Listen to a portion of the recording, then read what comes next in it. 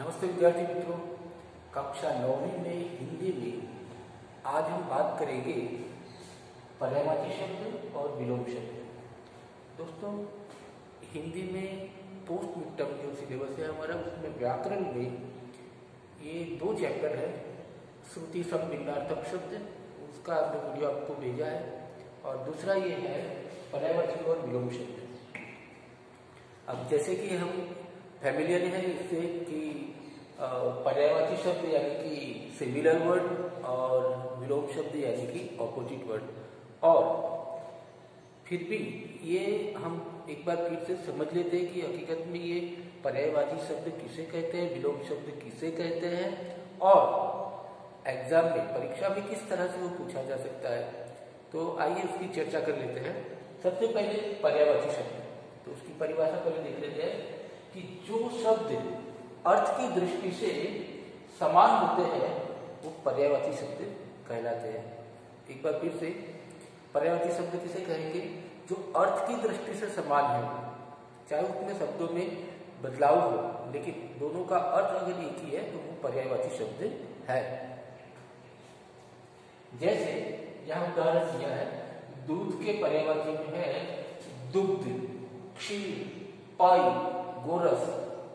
ये सभी दूध के पर्यायवाची शब्द हैं, लेकिन इससे जरूरी बातें थोड़ा चर्चा कर लेते हैं कि इनका प्रयोग औचित्य पर निर्भर करता है। औचित्य पर निर्भर करता है कि जैसे हम कोई वाक्य ऐसा बोल रहे हैं जिसमें उस जगह के लिए, मान लो कुछ शोक सभा में है हम, और वहां पर कोई ऐसा शब्द है जो हास्य उत्पन्न कर दे, ऐसा शब्द हमें पर्यायवाची शब्द वहां नहीं बोलना है। हमें क्या करना है, उस जगह की जो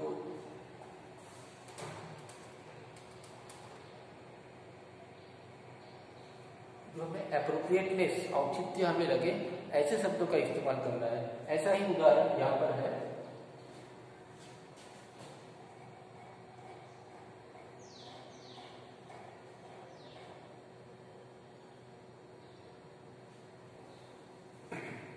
देखिए, तो इनका प्रयोग औचित्य पर निर्भर करता है, अन्यथा अर्थ का अनर्थ हो जाता है। जैसे जैसे जंगल में हाई दौड़ रहे थे। अब हाई का मतलब जो होता है घोड़ा होता है, अश्व। लेकिन अगर हम जंगल में घोड़े दौड़ रहे हैं वो बोलते तो वो अप्रोप्रिएट था, प्रॉपर लगता है, हमें ठीक लगता है। जब हम हाई का इस्तेमाल करते हैं, हाई शब्द का प्रयोग करते हैं, तो कुछ अजीब लगता है, वो औचित्य के हिसाब से नहीं है, अप्रोप्रिएट नहीं है। तो पर्यायवाची या समानार्थी शब्द जो है उसमें ये होना चाहिए कि हमें औचित्य के हिसाब से वो शब्द का प्रयोग करना चाहिए।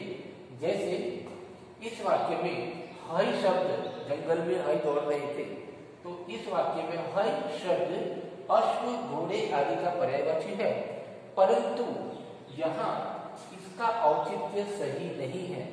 इसका सही प्रयोग इस प्रकार है कि जंगल में घोड़े दौड़ रहे थे। इस प्रकार अर्थ की समानता होते हुए भी पर्यायवाची शब्दों का प्रयोग एक दूसरे की जगह नहीं हो सकता है। तो हमें ये ख्याल रखना है, पर्यायवाची शब्द यानी समानार्थी शब्द जिसमें अर्थ की दृष्टि से हमें उस शब्दों का प्रयोग करना होता है, अर्थ की दृष्टि से वो समान होने चाहिए, तो वो पर्यायवाची शब्द है। तो आइए इसके कुछ उदाहरण देख लेते हैं।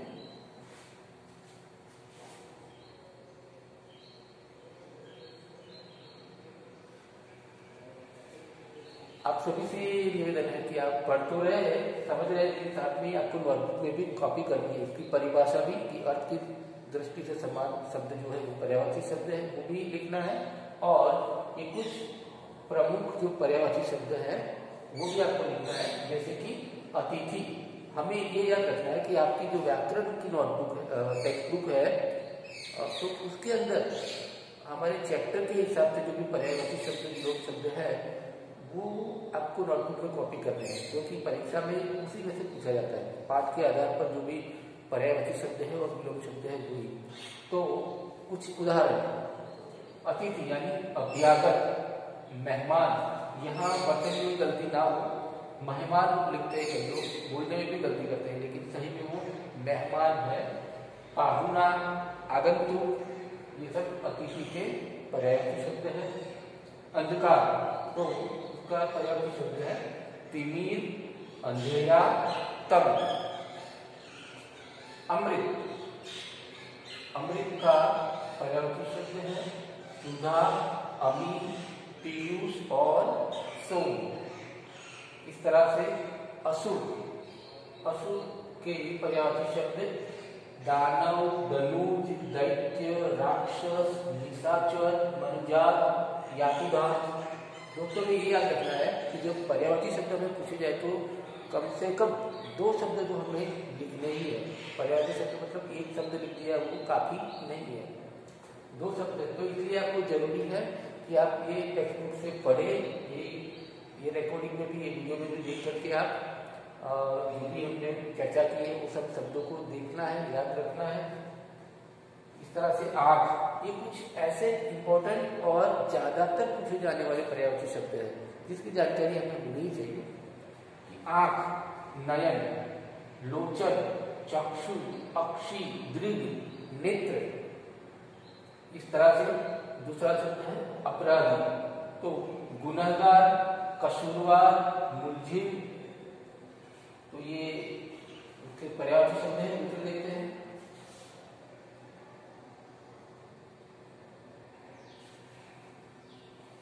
अपवित्र तो अशुद्ध, नापाक, अस्वच्छ, दूषित।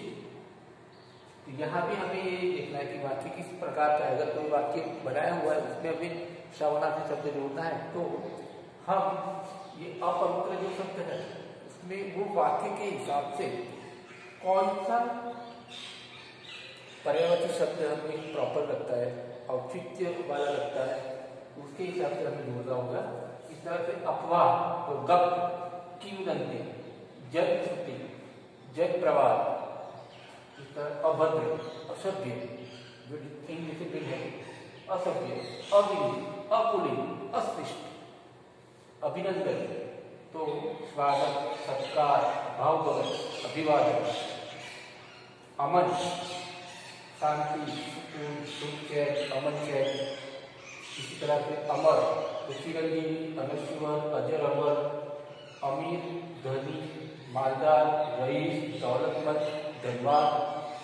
इसी तरह से अकिंचन यानी गरीब, निर्धन, दीनी, दरिद्र।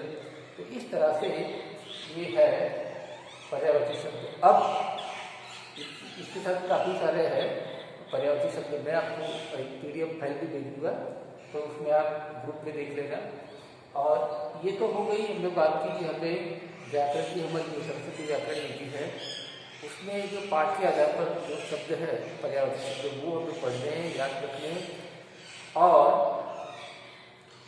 ये तो करना ही है, लेकिन साथ में परीक्षा में किस तरह से पूछ सकते हैं तो वो हम देख लेते हैं। उसका एक टेस्ट लेते हैं, एक छोटी सी वर्कशीट, कार्य का पत्र देख लेते हैं।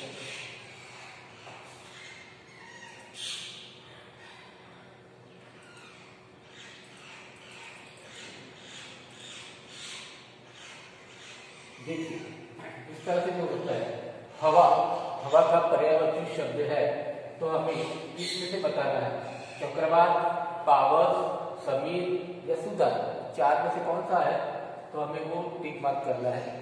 यहाँ आप देखिए हवा का पर्यायवाची शब्द समीर है, ठीक है। इसी तरह से चंद्रमा, मून, चंद्रमा का पर्यायवाची शब्द है क्या है, दिवाकर, निशी, शशि, मातल। 4 में से शशि जो है उसका सही उत्तर है।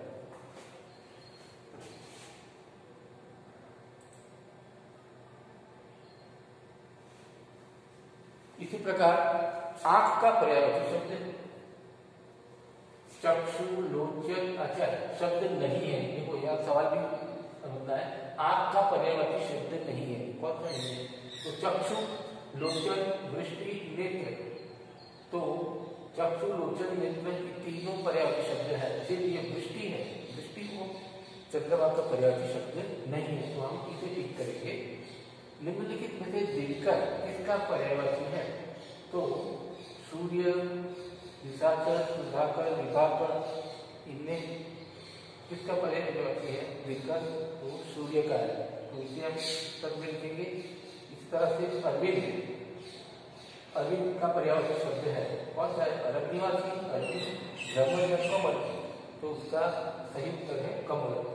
इसी प्रकार हमें परीक्षा में ये उत्तर देने होते हैं, या फिर इसी तरह किसी और तरीके से भी हो सकता है कि कोई वाक्य दिए गए हो, उसमें एक शब्द जो है उसको अंडरलाइन किया हुआ है, हमें उसका पर्यायवाची शब्द वहां पर जोड़ना है। तो इस प्रकार से भी हम पर्यायवाची शब्दों को लिख सकते हैं परीक्षा में।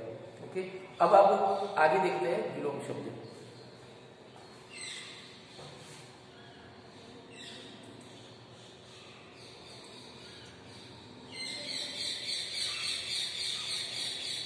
तो विलोम शब्द पहले उसकी परिभाषा समझेंगे, वैसे हमें पता ही, फिर भी एक दूसरे के विपरीत या उल्टा अर्थ देने वाले शब्दों को विलोम शब्द या विपरीतार्थक शब्द कहते हैं। एक बार फिर से परिभाषा, एक दूसरे के विपरीत या उल्टा अर्थ देने वाले शब्दों को विलोम शब्द या विपरीतार्थक शब्द कहते हैं। इन विपरीत भावों को प्रकट करने के लिए विलोम शब्दों को जानना आवश्यक है।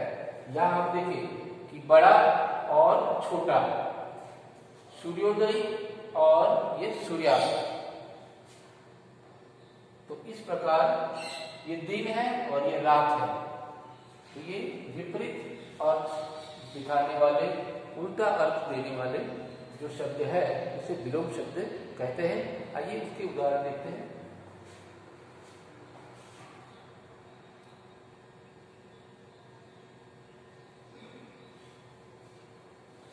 जैसे अनुज यानी छोटा और अग्रज बड़ा, आदान लेना, प्रदान देना, लेना और देना, आयात इंपोर्ट और निर्यात एक्सपोर्ट, आलस्य और स्फूर्ति, आलसी उद्यमी, आय व्यय, आय यानी इनकम और व्यय यानी वेस्ट करना है, अपना पराया, अंधकार प्रकाश, अंधेरा उजेला, आजाद गुलाब, उपस्थित अनुपस्थित, उन्नति अवनति, प्रत्यक्ष अप्रत्यक्ष या फिर परोक्ष, स्वतंत्र परतंत्र, स्वाधीन पराधीन। इस प्रकार विलोम शब्द में मुख्य भाव जो है वो उसका विपरीत अर्थ होता है, वो शब्द विलोम शब्द है। अब हम ये आगे देखेंगे कि वर्कशीट देखेंगे कि परीक्षा में किस तरह से ऐसे विपरीतार्थक शब्द पूछे जाते हैं। तो इस प्रकार से है,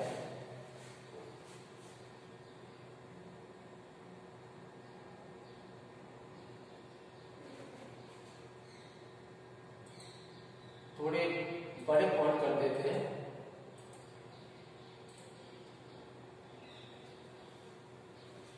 देखिए, रिक्त स्थान में सही विलोम शब्द लिखिए।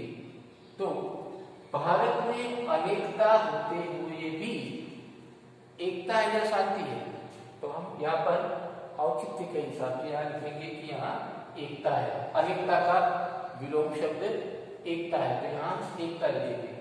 इसी प्रकार दूसरा उदाहरण, सदा उचित, फिर रिक्त स्थान का ध्यान रखना चाहिए। उचित तो उसका विलोम शब्द है अनुचित, तो सदा उचित अनुचित का ध्यान रखना चाहिए। इसी प्रकार आगे हम देखें कि विज्ञान वरदान भी है, और वरदान का विलोम शब्द क्या होगा? अभिशाप। तो हम लिखेंगे यहाँ विज्ञान वरदान भी है और अभिशाप भी। इस तरह से यहाँ आगे चुन गया है, निरक्षर को रिक्त स्थान करने की कोशिश करनी चाहिए। निरक्षर को साक्षर, निरक्षर का ऑपोजिट जो है विलोम शब्द अमीर नहीं होगा, साक्षर होगा। तो यहाँ लिखेंगे निरक्षर को साक्षर करने की कोशिश करनी चाहिए। इसी प्रकार विलोम शब्द